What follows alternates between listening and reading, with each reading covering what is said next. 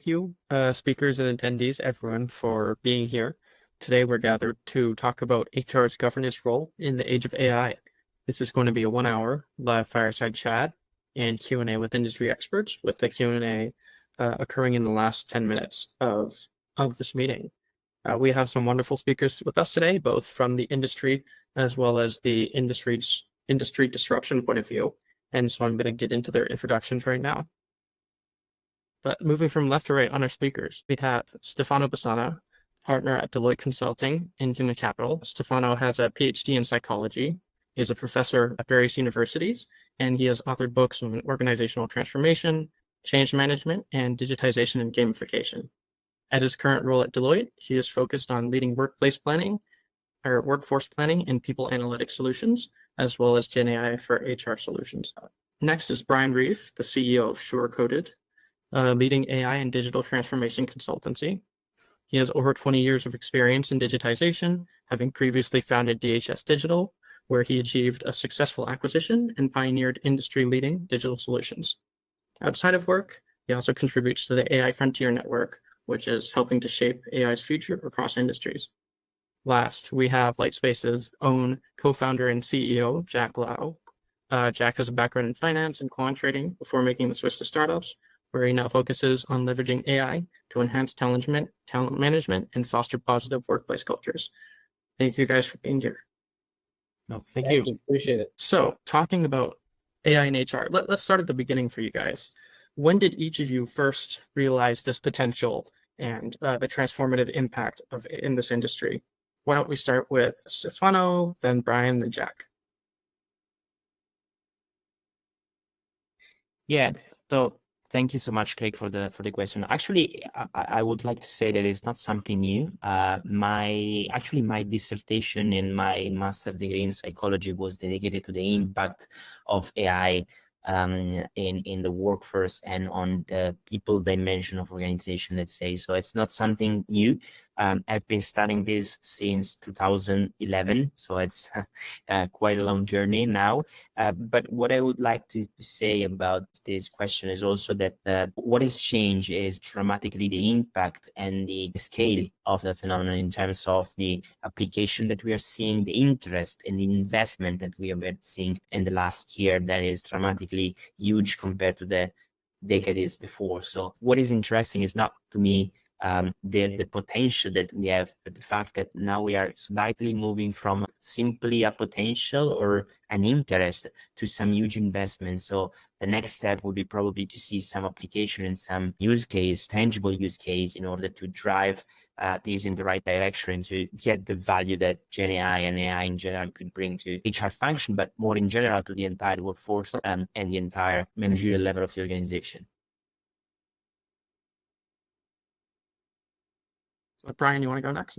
Yeah, I mean, just like Stefano said, I mean, AI technically is really nothing new. I mean, if you really look back at it, we can probably think back to the 1960s, right? So this is really nothing new. With that being said, obviously, piggybacking off of what Stefano said about what's been going on lately, the technology has gotten so profoundly better in the last couple of years. And there's been a few things that have happened with that, obviously, and the document being one of them, but then obviously kind of opening up the world, something like a ChatGPT, I think kind of opened people's eyes to what is really possible with AI.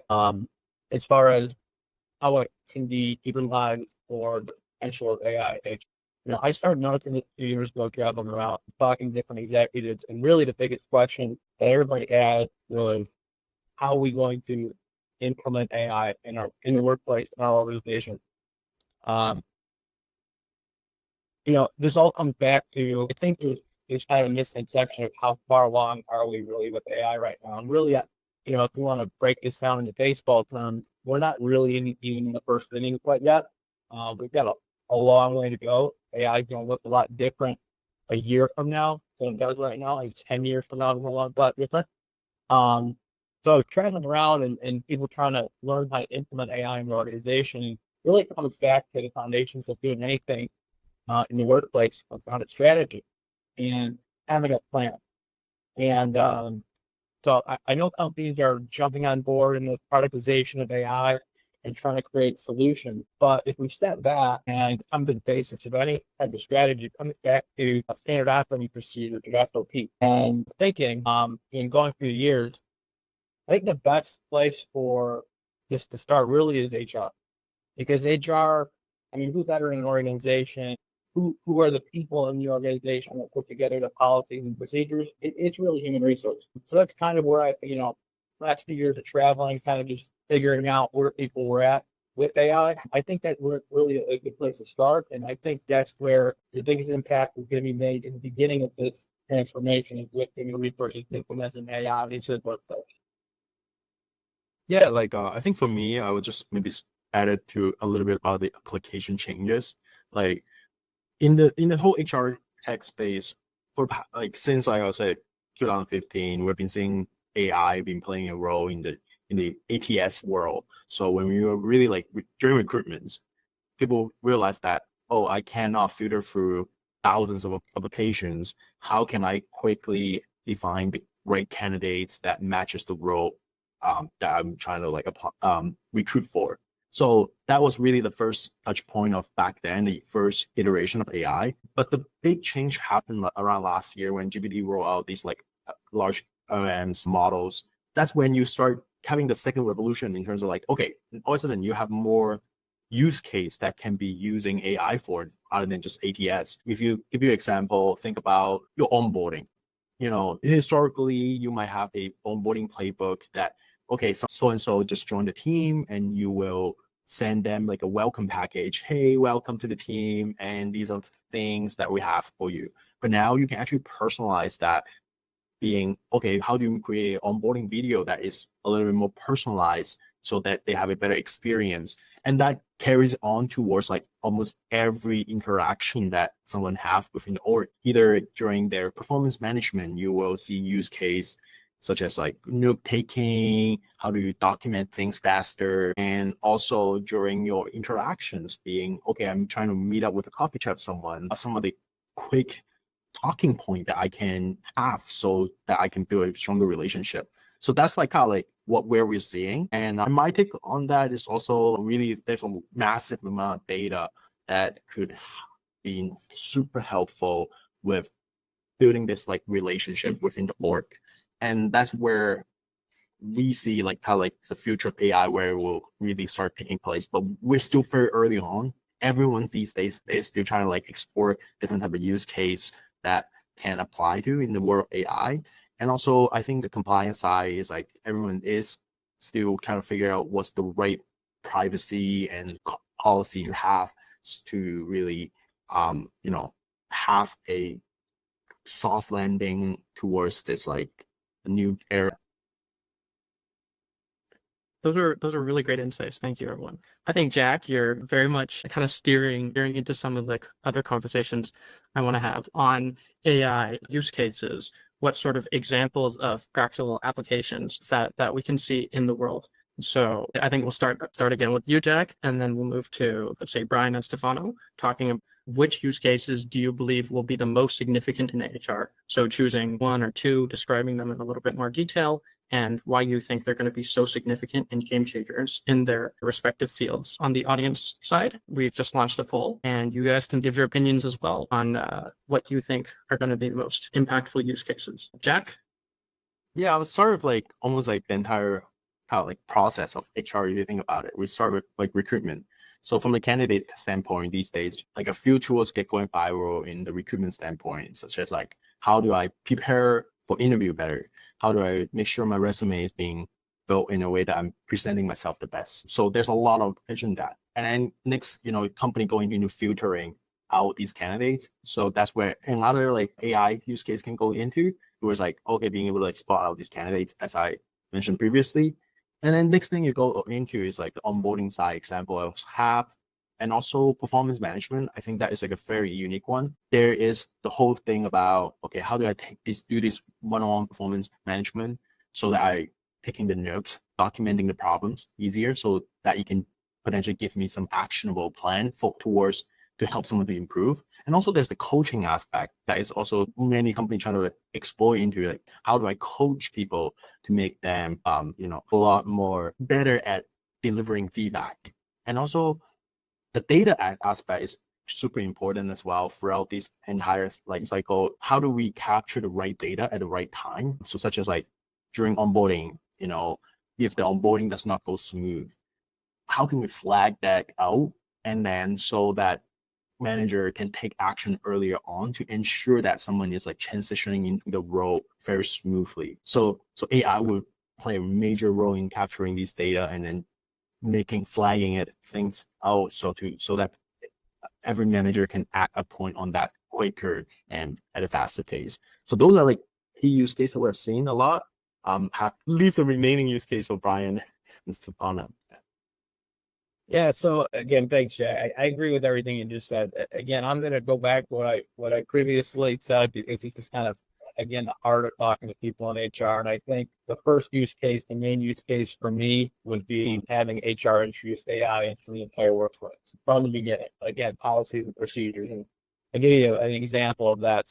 AI probably had the biggest workplace launch of all time a few months ago, Copilot. So now everybody in nations that have Microsoft Office now have access to Copilot, whether or not they enable Copilot is a different story. But now all these employees have access to it, millions, if not billions, if everybody enabled it. So from an employee sitting down now having access to all these tools that weren't there before, I would have to think to myself, what will my employer let me do with it? Can I reply? Can I use AI for email? AI for spreadsheets? Can I use AI for presentation? And really, where does that all start in human research? So that's where I think the number one use case will be for it, is for HR to actually introduce this into the workplace. I'd say second is more of a happy place for me. I think it's really for the employee well-being.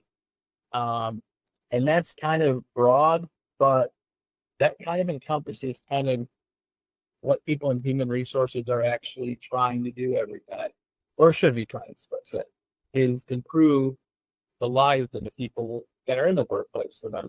But, everybody assumes that, the number one task with human resources is with recruiting, which is obviously a big part of HR. But there are so many other things, whether it's, benefit plans or, anything to do with policies or, payroll, anything that, everything that HR does obviously touches the employee at some point, right? So I think just the well-being part of this is a huge use case, having employees, getting personalized benefits. I think that's enormous. I think those are things that, we weren't able to do before. Now with AI, we can. So again, as we progress in this transformation, it's going to look a lot different a few months or a year from now. So I think HR being at the forefront of this will have to kind of see things first for everybody else, which is great. And I think those are the two biggest use cases for me, would be the SOP side of it and the well-being side of it.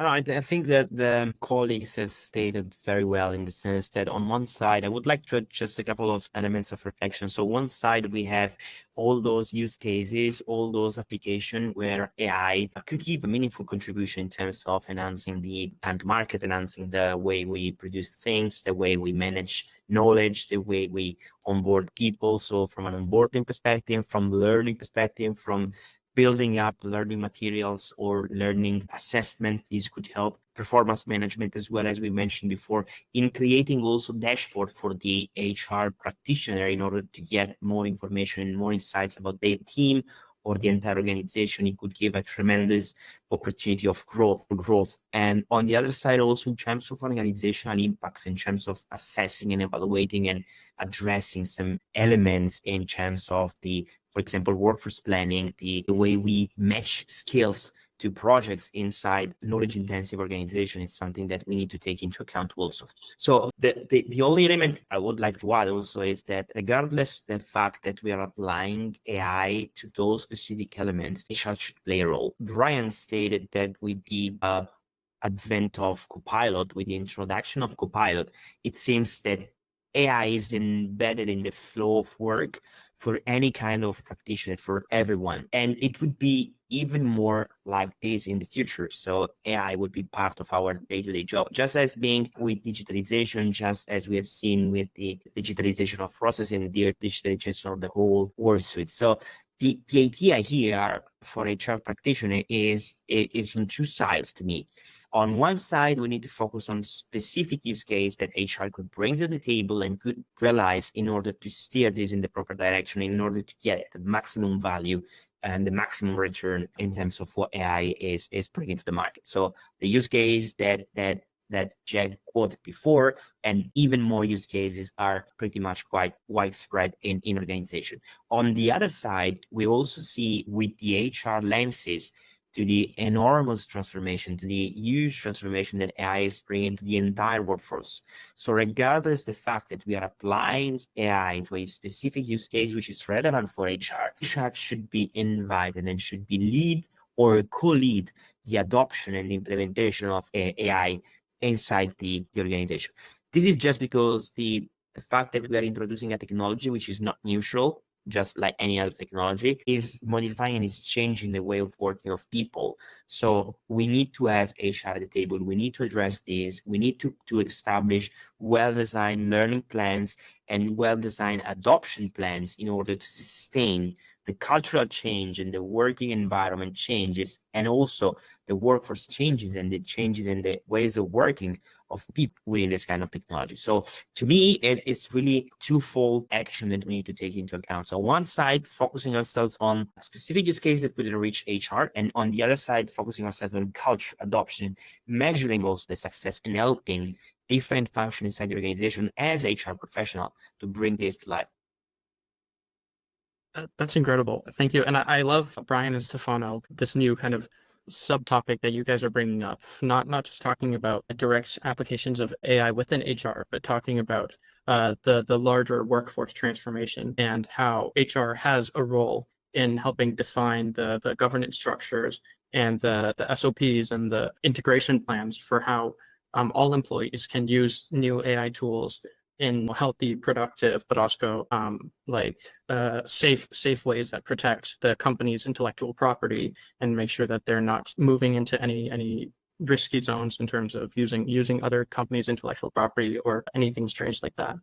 Yeah, I think that's a wonderful segue into the next question, which is what risks does AI introduce and how can we mitigate them? Let's try and take this both from the direct AI and HR kind of implementation perspective, as well as thinking about what role HR has in helping form that governance structure and ensuring that the company stays safe while also implementing these transformative workplace applications. Maybe we'll start with Brian, then Stefano and Jack. So, I think again, I'm going to answer the second part first. The easiest way to mitigate anything is, I think, because it's the right place for me, is from put policy for future.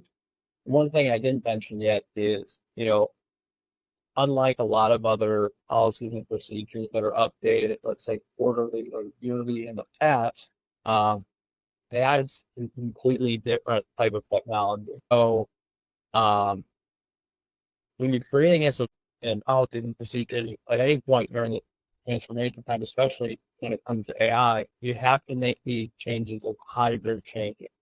Because the technology is continually going to change, literally on a day-to-day basis. So I think the best use case of this is, IBM has the Watson government platform, which is this massive governance over AI and policy procedures and having to constantly moving these or SOP piece that just evolves as the company evolves, as new data flows into the company. So again, with people that don't have access to Watson, again, just keeping that in mind that it's just important to have those procedures done, policies done ahead of time. the risks are vast. I mean, the reality is, we're talking about data, and so there's plenty of risks that accompany this. Whether it's, again, I wouldn't consider disinformation, but almost disinformation or data that's not correct. So that's why I think people have to understand AI, have to use AI as a tool right now. It's all really meant to be at this point. Maybe 20 or 30 years from now, AI can it's a totally different conversation. But keeping in mind that we're using this as a tool, not to replace anything. And as long as we keep that mindful, I think we'll be cool.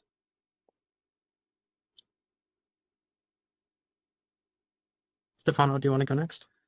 Yeah, so to me, there are several risks that AI introduced on top of what Brian was saying, in the sense that the way we are looking into this thing is really changed. To me, one of the most important elements to take into account is about the diversity element that AI introduced in terms of inclusion, in terms of enabling people in using this kind of technology well, in the sense that, as I was saying before, the simple fact that we are introducing artificial intelligence inside an organizational context or any kind of context, we are creating some diversity in the approach. We need to enable people in using AI in the best way possible in order to not create discrepancies, or in order not to create inequalities in terms of a person that is able to use AI at its best. So it's extracting value from AI on one side, and another one that maybe is not so pro, not so digital savvy, and needs to be, escorted to a better way of using it. So the first one is about taking care of all these aspects, so ensuring the proper adoption. Another element is around data, the use of data, both in terms of the data that we use to nurture AI in order to get not hallucination as outputs, or in order to get proper output from the prompts that we gave to AI. And that's very important, especially in terms of the awareness that people should have inside the organization in terms of giving data to LLM that are able to be shared, and not, for example, sensitive data, and not so, not shareable data. So it's both on the quality of data, but also in terms of the outputs that we get, in terms of the output that we get from the data that we insert, in order to avoid hallucination, to recognize those hallucinations, and to being able to evolve the output in insights, and not just stick to the simple data. Another very important risk to me is about when we measure performance. Some of the use cases before was around performance improvement, performance measurement, and also assessment. So it is also about thought-provocative question that I will say to the audience is, would you rather be evaluated by a machine or by a human being? We perfectly know that human beings are full of biases and are subject to different interpretation when it comes to evaluation. But on the other side, machines just only look for numbers, just only look for specific parameters that should be taken into account. And probably the best way to leverage the collaboration between machine and humans is by integrating these 2 points of view and matching these 2 points of view. And also from a performance change, when we introduce AI in a specific context, I was reading a specific research that was referring to the performance of high flyer compared to low performance inside the organization people, and the outputs achieved through the AI.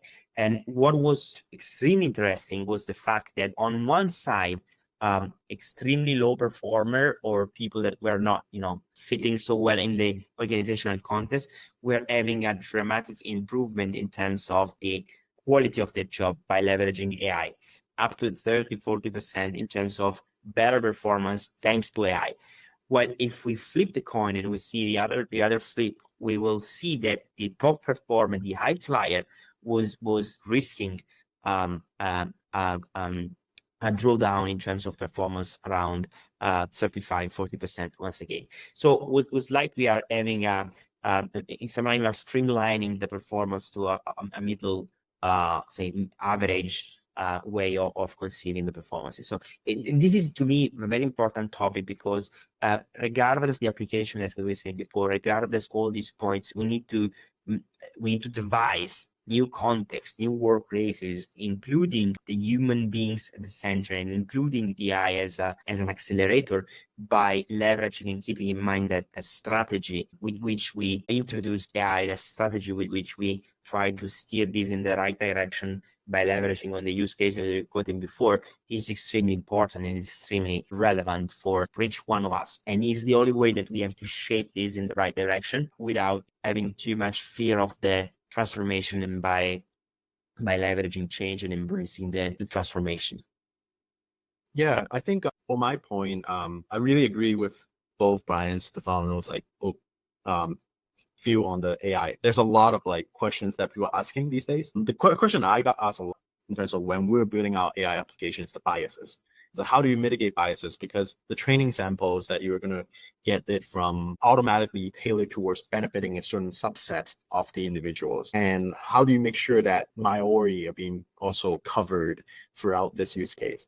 And this is like a ridiculously hard question to solve, I would say. And generally speaking, people definitely try to like figure out a different interesting way by adding more samples of variety of different samples that to train the models to make sure things are like working properly. So that is one thing that we heard a lot from. And on top of it, I think another point of view we got a lot by potential even like customers is how do we make sure the org are well trained for the new way of working? It's no brainer that everyone knows with AI, all our productivity is going to have a huge boost. But that also means that some role is going to be cut or transformed to a new set of type of like role somewhat.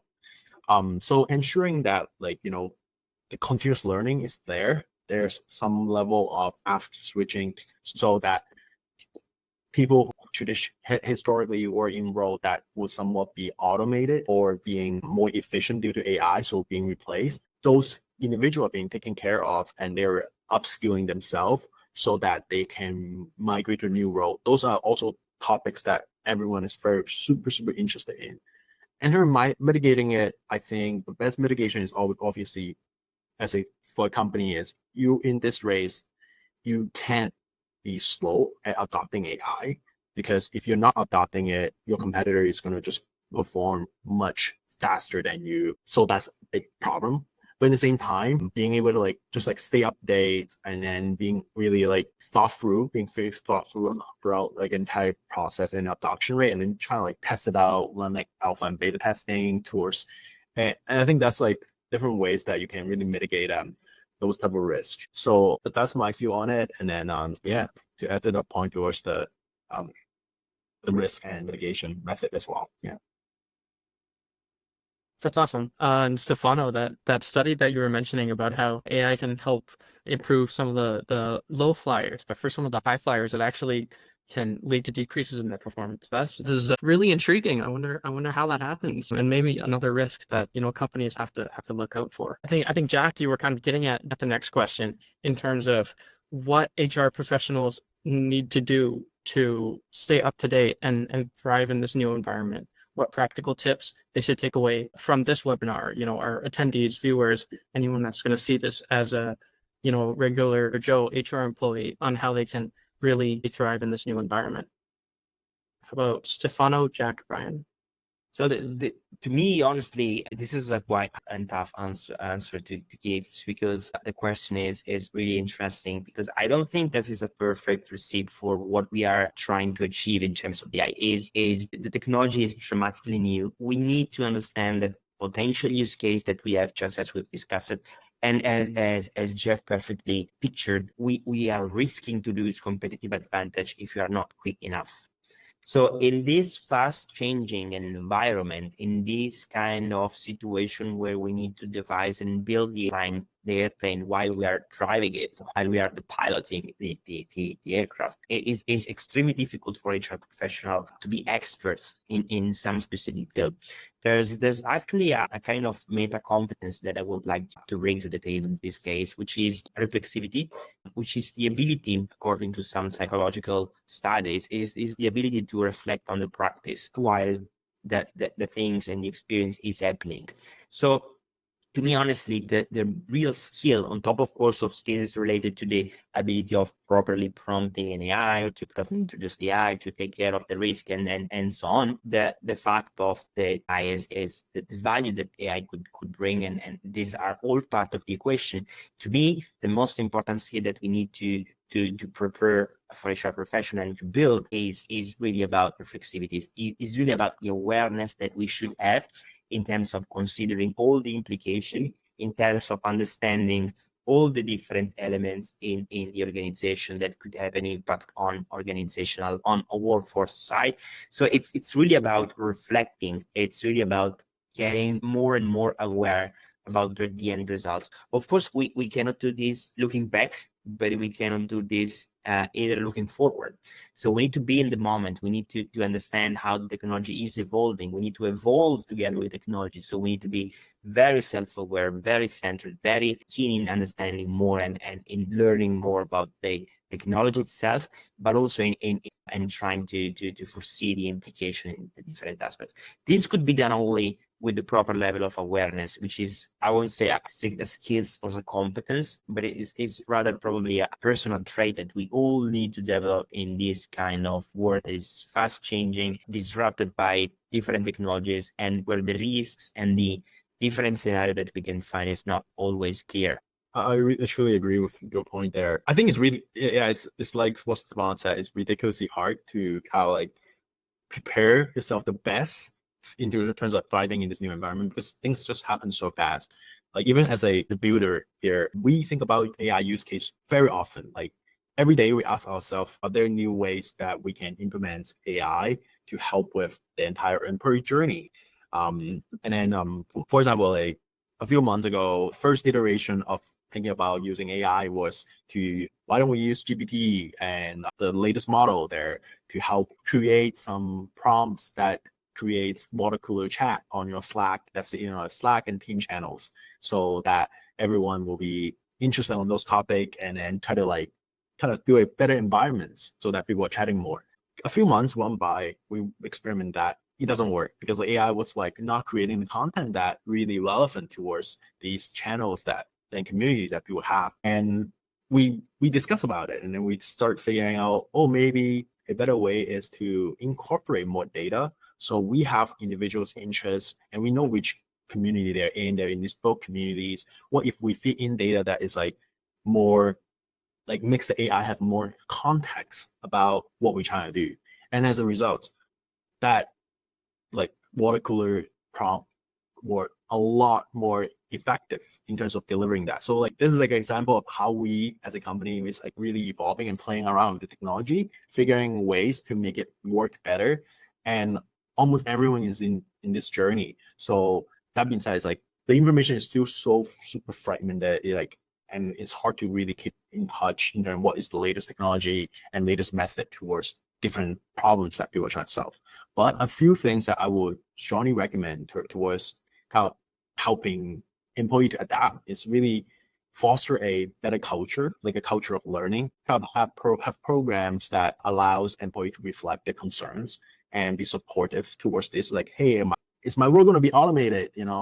I'm stressed. Like, who can I fall to? Like, have these like discussion so that it's more transparent within the firm. So people know how to prepare themselves for the next part of the journey, and then really supporting people from a well-being and mental health perspective, coming from these like the stress coming from these topics, and also having kind of like the really continuous learning and training program available there, so people can upskill themselves so that they're equipped towards any transition that might happen within their role. That was super important. And finally, just like somewhat like a clear communications, so that get feedback from employees, like how do they feel about, okay, this is like a new process that we're adapting to, or getting feedback from that, so what's the impact is, and then so you can have more insights towards how that works. So that's kind of like a few tactics that I would recommend potentially could be viable for like preparing for the new environment. Yeah, I agree with Jack. I mean, again, I think the number one thing HR people can do is the same thing everybody else can do in meeting scheduling. It's something that I think we all are doing on this call, which is upskill. The amount of information out there, the amount of courses out there, the amount of education that's out there about AI is phenomenal right now. And I think a lot of people don't even realize a lot of information is free, whether it's from Google or Microsoft, or if you have a LinkedIn Premium account, or the learning programs are fantastic. I think for myself, attending these conferences with your fellow colleagues, like from SHRM, these big organizations, they're all saying it's, at the forefront of it. It's just making sure that you are staying on top of it. You're doing what you can do to take part with everything, which there's need to follow the but this is tough to stay current on everything that happens. I get a news feed about AI. I stopped doing it. I used to do it once an hour, and now I do it once every 12 hours. It's too much information. But again, the courses out there are fantastic. Again, going to these conferences and learning from different people are great. Kind of re-educating yourself. You don't have to go out there and spend 20 grand on a boot camp to upskill yourself. There are so many great, like I said, free online education courses that are out there to kind of keep you, and they're constantly updated. So I'd always go back to these places and see, because you can always check in the right-hand corner. It will say updated. So if you took the course a month ago, it's probably changed. It's not a bad idea to take the course again and see what they've added. And I'd say the other thing to do is just make sure you have collaboration with your internal teams, especially with IT and data. And then I think if there was a time ever, this is the perfect time to have this a workplace collaboration like never before, because again, it's always something that changes it's for me. But yeah, I think those are the two biggest things to ensure that HR people are prepared for this change. And again, I'd say education is something. That's great to hear. I'm sure some of the attendees are taking notes and thinking about where their careers are going and how they can be ready for this change. That's all the programming that we have in my part. Before we open it up to Q&A, we have this open mic session. If any of you guys wanted to double click on any of the topics that we had talked about or wanted to follow up on anything, now would be a great time. Otherwise, I can shoot off one or two other questions that I've been thinking of myself, and then we can move into the Q&A. Yeah, go ahead. Okay. I think this will be a fun one. You guys are all based in different countries. Brian, you're in the US. Jack, you're based in Canada. And Stefano, you're in Italy. My question for you guys is, are your business economies and your business cultures and your country's leadership at the business level, the leadership at the top of some of the big companies, are they ready for this transformation? Do there need to be cultural shifts and perhaps new leaders elevated to make some of these applications really come to life? How about let's start with maybe Stefano and then Jack and then Brian.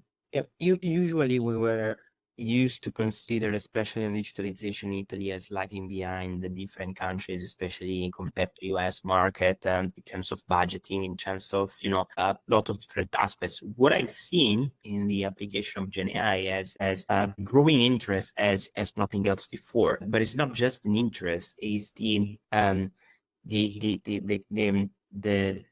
will of investing, the willingness to invest in this direction between government, companies, different firms at different levels, different sectors. It's really something that is changing the way we are seeing things. Of course, if you ask me if we are prepared for this, I would say no, but I don't know if there's some countries that from a leadership perspective, from a government perspective, is well aware of what is going on. No one, I think, is really completely aware, because it's as we were saying, is for the first time in the history of humanity, we are seeing a technology that is able also to act based on what it is learning. So it's not just about, we conceive something and it's not able to proceed on its own. I would like to add just one thing on this. On top of getting more aware of this, we probably need to build ecosystems that are able to address the challenges of AI from different perspectives. So educational system, government, business communities should all come together and steer probably the evolution that we are facing in the right direction and escort the evolution in the proper direction. So to me, this is one of the most important parts. So getting together, work together, and build a better future. I can add towards it, like I'll say some sort of stuff that we set up within Litespace to help really adopt AI. Almost every team always consistently asks, like, okay, what are some of the different AI tools out there that we can help with our productivities?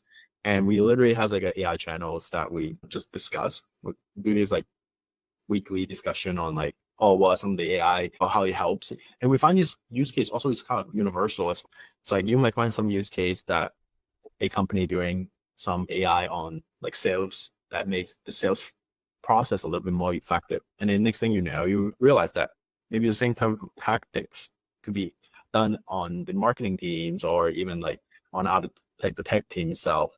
So we just like pretty much like have this like whole culture of like everyone trying to dig into it and then just like open discussions. It really kind of pushes everyone to just like share it and pay attention to what is going on. And the more people talk about it, I think that's the benefit of being a startup. People are more comfortable with the topic. And so these days, everyone is just like, I think the day-to-day involved with some level of AI tooling. And you have been super helpful with like everyone's productivity in that sense. Yeah, I would have to agree. I agree. I mean, especially with Stefan. I mean, if we're talking about the government, definitely not. I mean, when is the government ever ready for anything new and something, especially something like AI? But again, I feel like they almost caught off guard by anything at this point. But not to get too much into that.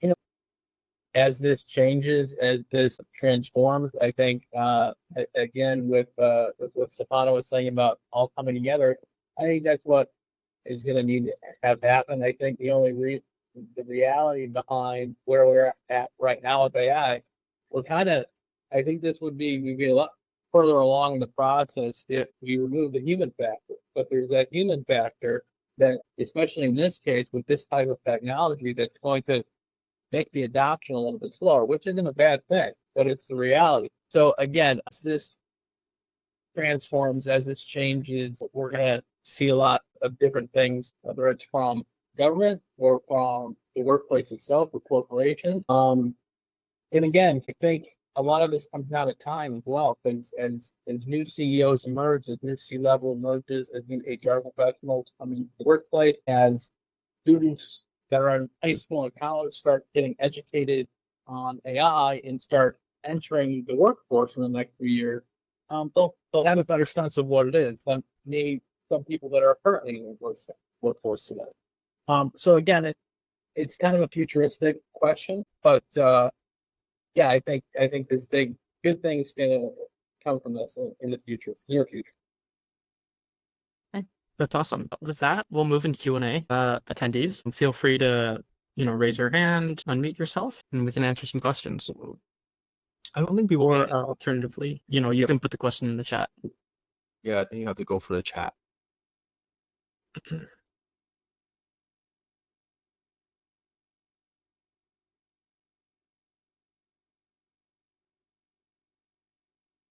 Craig, you better come up with something else.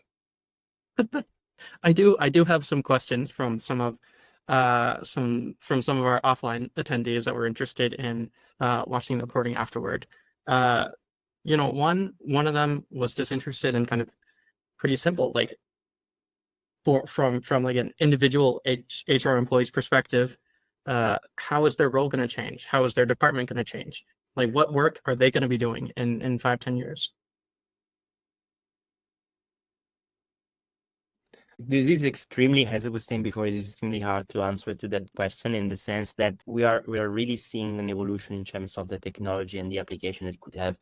If you think about 1.5 years ago, ChatGPT was not, as we mentioned at the beginning, was not so widespread. So really, the scale of the impact that we can see could be potentially very, very high and could be disruptive. If you ask me, we will probably need to wait between 7 and 10 years to see a real disruption in terms of the organizational impact that we can have on not just on HR, but on the entire field of the organization and the workforce, because today the applications are still trying to coming together. We are seeing some piloting, some things, but to have a just like for the digital transformation, to see a full transformation of the rules of the market, we will probably need something more than 5 years. Yeah, I agree with that. Again, as I mentioned previously, I mean, I still, in baseball terms, I don't think we're hitting one quite yet. We got a long way to go in this thing. It's great that OpenAI is doing what they're doing, and kind of Google and Microsoft, everybody's kind of embracing this and trying to move it forward. And the cool thing is there are a lot of great tools that are out there right now for people to use and kind of get them introduced to AI. And I think in the future, we did a series at SureCoded a while ago, like one of the top, what are going to be the top paying jobs in the next 10 years. And I think one of them, I think our number one was like prompt engineer. And that doesn't, like, to become a prompt engineer, I think, and that's what we also do a series called AI for Good. It's kind of leveling the playing field and letting other people that maybe didn't have this type of technology in the past to be able to do things that they weren't able to do previously. Prompting and learning to prompt is a skill. It's a skill that I don't think anybody's technically mastered quite yet. And I think as colleges, as high schools, as different educational institutions start embracing that, and I truly hope to see that. I know higher ed has started doing that. And when high schools and lower, younger kids need to start getting into this, because I think it's a very important, because prompt engineering is going to be so important in the future. And I think there was an article that was written a few weeks ago where I think Netflix was hiring a prompt engineer for, starting pay at $600,000. It's just because they couldn't find anybody to really do what they needed to do, because it's such a new type of job. And while it's new now, I think in 5 or 10 years, it won't be. It'll probably be standard. But again, the pay for these types of jobs will still be extremely lucrative. So again, there's going to be so many new jobs created from this that really don't exist today. But I think will be taught throughout this process, and hopefully, our kids are, start learning, just like we got to start learning, Web 2.0 and things like that. So I think there's so much opportunity here that, and that's a whole different conversation. But there's so much opportunity behind this for everybody that, it's kind of going to hopefully level the playing field for everybody out the world.